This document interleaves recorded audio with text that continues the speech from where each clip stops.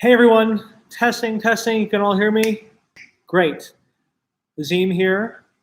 I'm going to discuss real quick, hopefully real quick, what I'm looking for in Activity 8, Activity 9, 10, and 11. So Activity 8, you will initially be assigned a number. That number is somewhere on this list on the assignments page, Activity 8, Part 1.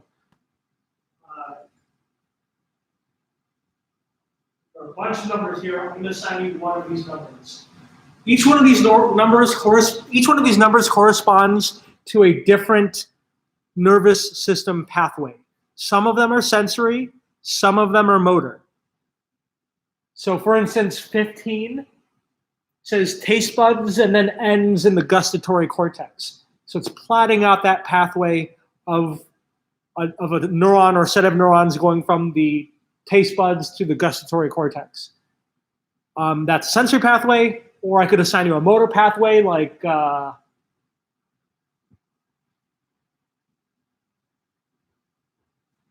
this one here, number 37. It starts at the inferior colliculus, that's in the brain. It ends up at muscles of the head, neck, and upper limbs. So that's a motor pathway.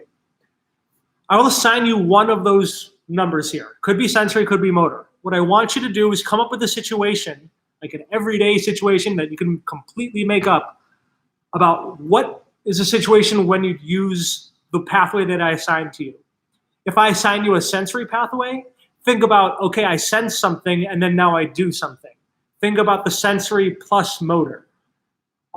If you're assigned a motor pathway, now you have to think backwards. Well, I'm moving. Why am I moving? What did I sense that caused me to move? The first example, let's say you smell something.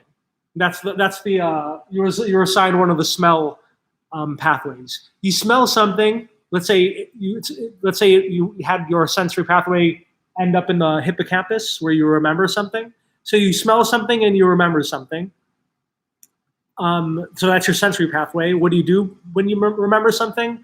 Let's say you smile, so you're controlling your facial muscles. So you want to find a pathway somewhere in here, the pathway starting with the facial nerve, it's somewhere in here, through the facial nerve to muscles of facial expression, so like your zygomaticus muscles. That would be a full pathway, and that's what Activity 8 and 9 are what I'm looking for. I'm looking for you to plot out that pathway. I'll show you how to do that in a second. If you're assigned a motor pathway, then I'd want you to take your motor pathway. Let's say you're assigned 37, inferior colliculus, controlling muscles of the head, neck, and upper limbs. So why would you control muscles of the head, neck, and upper limbs with the inferior colliculus? The inferior colliculus, we know that's an area that's important for your auditory startle reflex. So that means you had to have heard something and then you moved. So let's say I'm watching a scary movie and the scary movie, there's this loud noise in the scary movie and I flinch, like I shrug my shoulders up. So that means my sensory pathway, I'd have to find one where I hear something. I draw out that pathway and then I draw out the pathway of me flinching and moving my shoulders.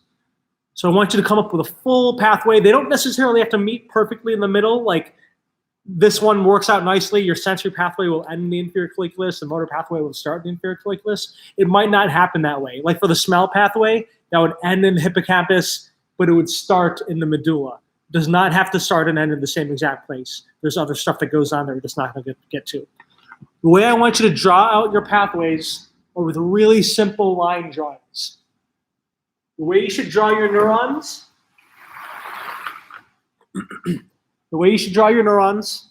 open caret for dendrites, filled in circle for cell body, line for the axon, filled in triangle for the axon terminal with a flat part facing out. This is the axon terminal. If it's going through a hole, through a foramen, draw like a nearly complete circle around the axon and label what that foramen is.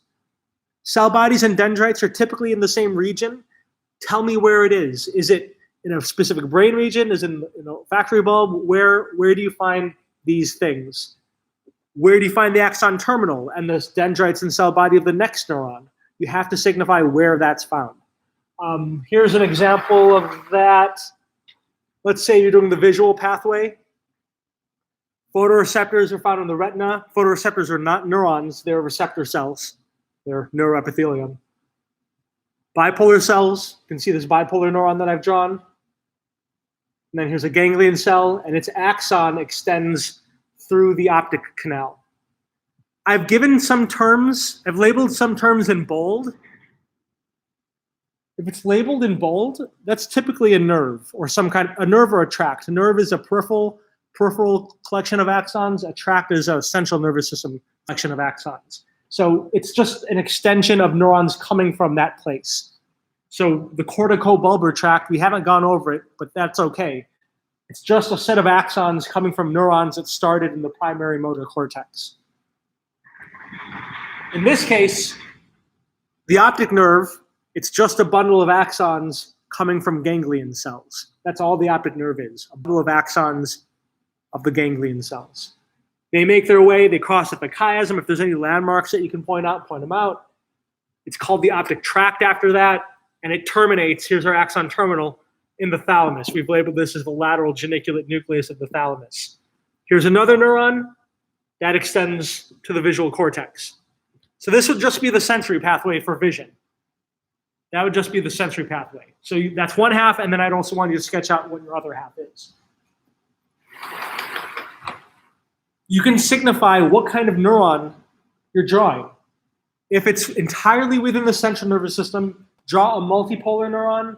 It has several dendrites. 3 is enough to show that there's a lot. 3 dendrites, cell body, axon terminal. If you're drawing a bipolar cell, which only really applies if you're doing visual pathway or olfactory pathway or, what am I missing, auditory. Yeah, at least those 3. Might be missing 1 or 2. But you draw a bipolar neuron.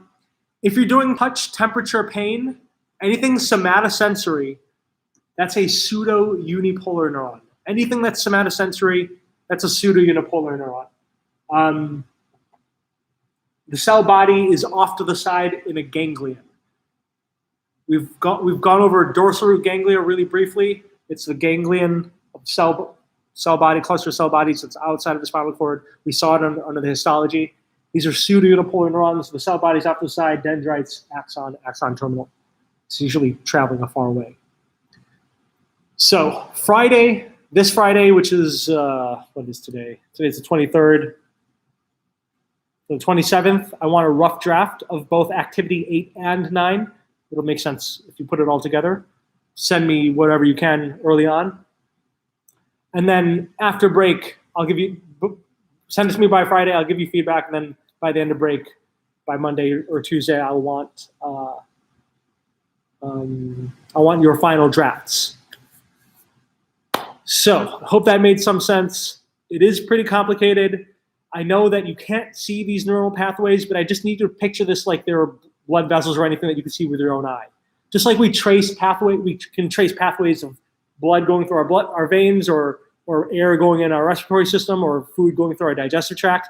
It's the same idea, except these things are so microscopic we can't see an individual nerve with our own eyes.